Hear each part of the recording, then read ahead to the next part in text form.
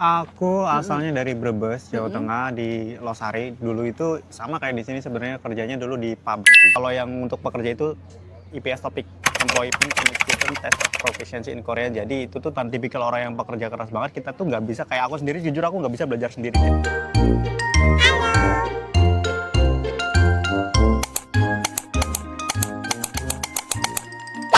Itu juga disediakan oleh pemerintahnya juga gitu.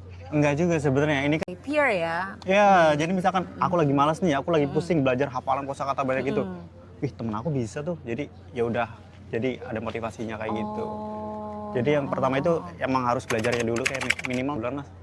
Karena ada 60 bab di situ, satu buku gede banget 60 bab yang harus dikuasai. Isinya tuh tentang kayak budaya Korea, safety tenaga kerja di Korea, kayak tentang ya gitu. Mesin-mesin juga ada kayaknya ya, untuk alat-alat gitu kayaknya ada ya. Aku pernah lihat soalnya. Basic-basicnya ada ya. Oh, jadi kakak ini belajarnya itu nggak masuk LPK atau masuknya ke satu course bareng-bareng atau gimana tuh? Aku jadi? masuk LPK. Oh, kakak masuk LPK. Karena kebetulan di dekat rumah aku ada, itu pun aku kayak harus datengin 3 LPK dulu baru aku ketemu LPK yang cocok.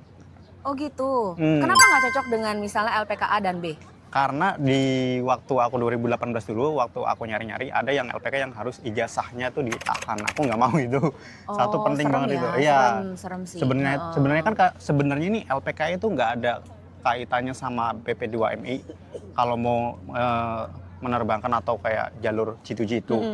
Cuma lewat LPK ini kita sebagai calon pekerja itu terbantu banget karena di situ kita bisa belajar kayak proses pendaftarannya bisa dibantu gitu. Oh, oke. Yang kedua itu ada yang emang kayak mereka itu nggak transparan masalah biaya Kak.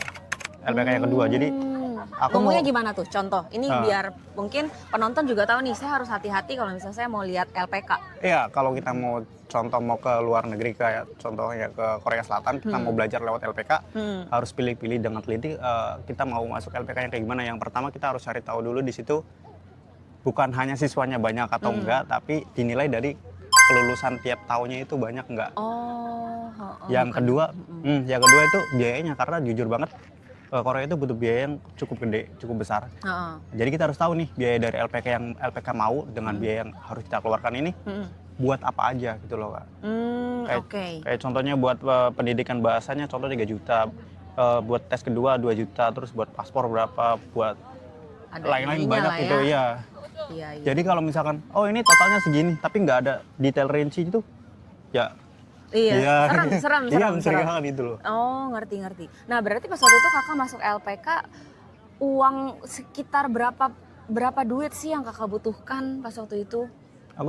Aku ujian belajar itu 2018 dan ujian itu 2019. Pada saat itu masih total itu ya sekitar 35 juta. Itu bisa dirinciin sebenarnya. 35 juta itu yang paling gede sebenarnya dari tiket pesawat. Tiket pesawat dari one way ya? Ya, one way. Dari Indonesia ke Korea kan lumayan gede. Contoh ambil aja 8 juta. Yang kedua itu kayak biaya kita hidup buat 1 bulan kalau udah nyampe di sini kan. Kan nggak mungkin dong kita belum kerja udah langsung digaji. Iya, betul. Jadi 5 juta contoh. 5 juta tambah 8 juta tadi jadi sekitar 13 juta kan. Nah itu tadi 35 juta kurang 13 juta. Jadi sisa-sisanya itu ada kayak buat paspor, kayak buat pendidikan. Visa lah ya. Visa, kayak buat kayak medical check up itu medical check up. Kesini tuh medical check up aja sering banget. Gitu Pak? Iya.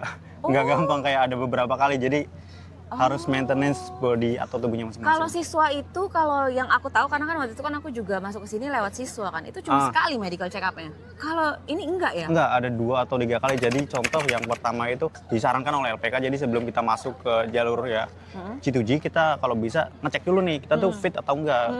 Kalau udah, ya kita cek nanti kalau habis ujian ada medical check up. Kalau mau penerbangan terus nanti pas hari pertama nyampe Korea itu medical check up lagi. Ya. Karena ada beberapa hal yang emang nggak boleh masuk sini.